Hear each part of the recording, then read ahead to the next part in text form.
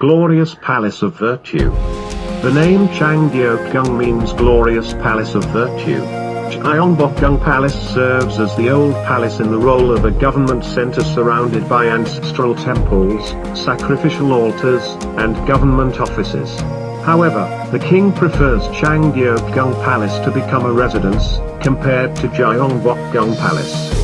The Changdeokgung Palace became a government-owned asset and was opened to the public after the Joseon government ended in 1910. Until now, this complex continues to be the pride of the Korean people because it is a legacy of the architectural elements of the Three Kingdoms era that stood in harmony with the natural surroundings. In 1997, UNESCO established the Changdeokgung Palace as a World Heritage Site. The Eastern Palace complex was established in 1405. Initially, the building function was only used as a villa for the royal family. This function is used only as a temporary residence when the king wants to take a break from routine activities in the main palace. Most villa buildings are usually constructed far away from the capital city, especially in areas that have beautiful landscapes. However, it is different from Changdeokgung being the only villa built inside the capital city. Changdeokgung Palace is just 1 kilometer from the main palace. The habit of building villas in the city as it began since the era of Goryeo, because the design of the construction of Changdeokgung Palace is for the villa. The building is not so spacious and the facilities provided are preferred for the king's ease.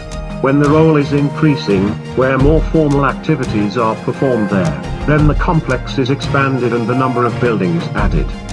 During the first 200 years, Changdeokgung Palace was not affected by political problems occurring in the main palace.